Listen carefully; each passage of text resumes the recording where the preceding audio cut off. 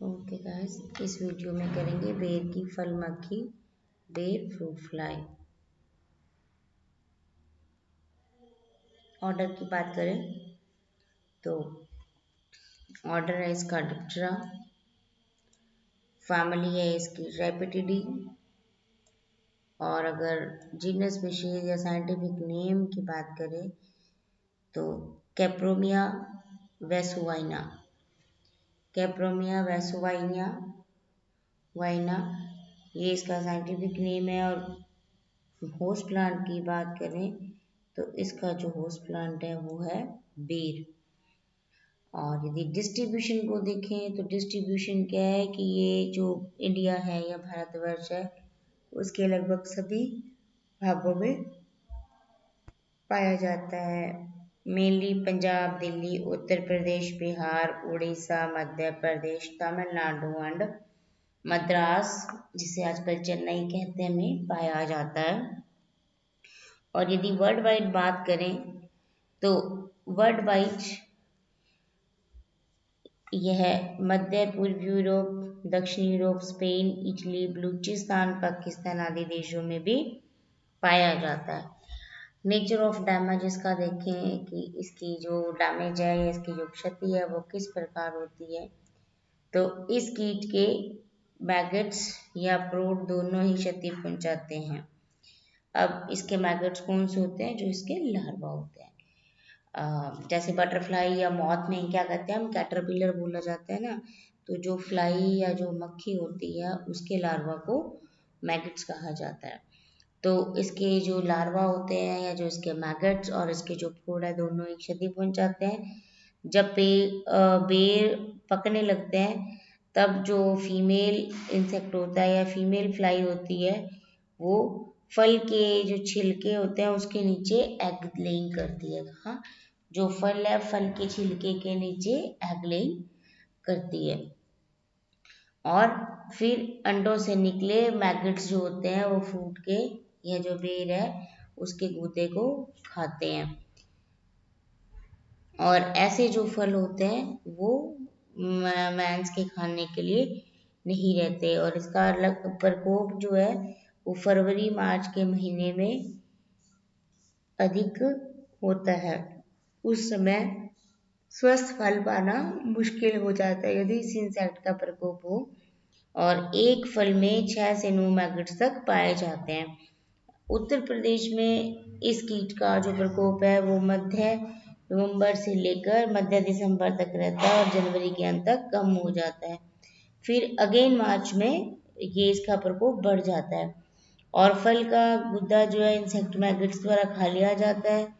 और फिर जिससे क्या हो जाता है कि उस फ्रूट में या उस बेर में बदबू आने लगती है।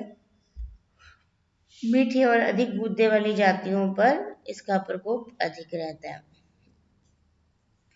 नेक्स्ट देखते हैं हम इसका लाइफ हिस्ट्री या जीवन इतिहास। इसमें कितनी अवस्थाएं पाई जाती हैं?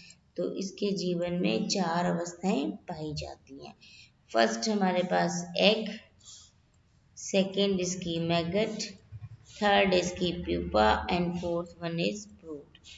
तो इस प्रकार उसमें कितनी अवस्थाएं? 4 अवस्थाएं पाई जाती हैं। एग की बात करें तो कोशों से निकलने के 1 से 10 दिन बाद में जब प्यूपा से प्रोड बन जाते हैं, प्रोड निकलते हैं, वो 1 से 10 दिन के बाद कॉपुलेशन की क्रिया करते हैं और फीमेल कई बार कॉपुलेशन करती है।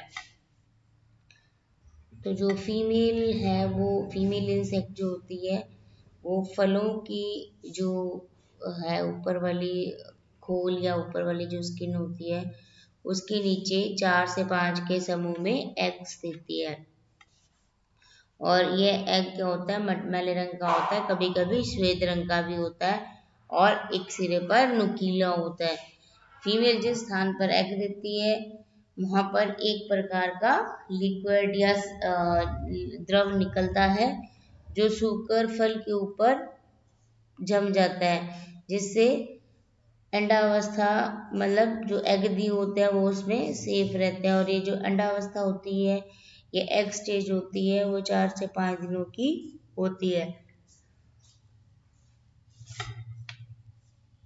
नेक्स्ट देखते हैं हम इसका लार्वा या इसका लार्वा जिसको मैगट्स भी कहा जाता है। तो अंडे से निकलकर मैगट्स क्या करते हैं, जो बेर होते हैं, जो फल हैं, उनके गूदे को खाना शुरू कर देते हैं। और जो पूर्ण विकसित मैगट होता है वो दूधिया सफेद रंग का होता है और उसका अगला सिरा नुकीला होता है। आपने देखा होगा कभी या नहीं, तो कई बार आपके आसपास कोई चीज सड़ी हो, उसके ऊपर अपने वाइट कलर के छोटे छोटे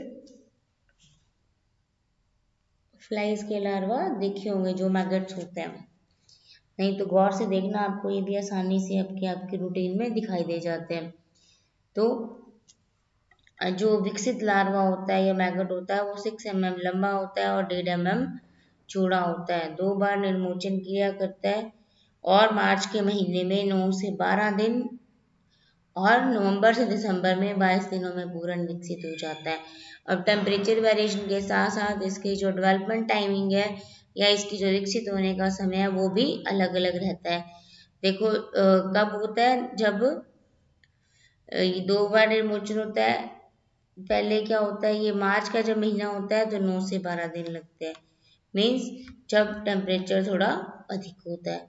जबकि नवंबर दिसंबर में टेम्परेचर अधिक होता है तो 9 से 12 दिन लगते हैं। जब टेम्परेचर कम हो जाता है, नवंबर दिसंबर या पीक विंटर सीजन होता है, तो यह 22 दिनों में पूर्ण विकसित होता है। तो क्या हुआ, टेम्परेचर वेरिएशन के साथ साथ इसकी जो वृद्धि की अवस्था है उसमें भी चेंज हो जाता है, उसमें भी टाइमिंग अलग अलग रहता है। फर्स्ट स्टेज क्या है, egg, second larva, third pupa, fourth adult. Total life क्या होती है, 25 से 117 दिन में पूरी होती है। कंप्लीट मेटामॉर्फोसिस पाया जाता है और 1 साल में 3 जनरेशन मिलती है। नेक्स्ट बात करते हैं हम प्यूपा की। तो प्यूपा क्या होता है कि जो मैगट्स है वो कोश में बदलने से पहले सिकुड़कर मोटा हो जाता है और फिर जब निर्मोचन क्रिया करता है तो फिर ये कोश बनाकर कोकून बनाकर या कोया बनाकर कोश में बदल जाता है। मैगट क्या होता है, ज्यादातर फल के बाहर जमीन के अंदर जाकर 4 से 6 सेंटीमीटर गहराई पर प्यूपा अवस्था में बदलते हैं और कभी कभी सूखे फलों के अंदर भी ये प्यूपा अवस्था देखी जा सकती है। और ये जो स्टेज है प्यूपा अवस्था या जो कोशावस्था है, ये मार्च अप्रैल में 11 से 31 दिन और विंटर सीजन में 45 टू 87 डेज तक होती है। अब इसमें भी क्या है, टेम्परेचर वेरिएशन के साथ साथ प्यूपा अवस्था है उसके भी पूर्ण होने में या उसके भी टाइमिंग में अलग अलग वेरिएशंस देखी जा सकती हैं। और पूर्ण विकसित जो कोश होता है वो 4.5 mm लंबा और 1.5 mm चौड़ा होता है और अगर कलर की बात करें तो वो ब्राउन कलर का होता है। नेक्स्ट देखते हैं हम इसके फ्लाई के या इस मक्खी के जो प्रोड है एडल्टा वो कैसे होते हैं। वो जो इस मक्खी का उदर है ऊपरी और निचले सतह पर सफेद रंग का होता है। पहले जो इसके जोड़ी पंख होते हैं वो ट्रांसपेरेंट होते हैं, पीले रंग के होते हैं और जो फीमेल है वो मेल से आकार में बड़ी होती है और उसके उदर के अंत में लंबा नुकीला अंडरोपक होता है। अंडरोपक से क्या करती है ये, एग लेइंग के टाइम में फ्रूट की खोल के अंदर एंड्रोपिक की मदद से ये एग लेइंग करती है।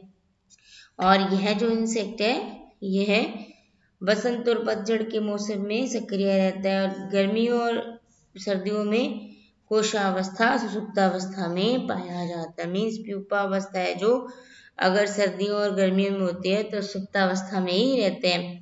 लाइफ साइकिल बता ही दिया कि 25 से 117 दिन में पूरा होता है। अगर हम इसके कंट्रोल की बात करें या नियंत्रण की बात करें तो किस प्रकार की प्रिकॉशन हमें रखनी चाहिए या किस प्रकार की हम दवाओं का यूज कर सकते हैं।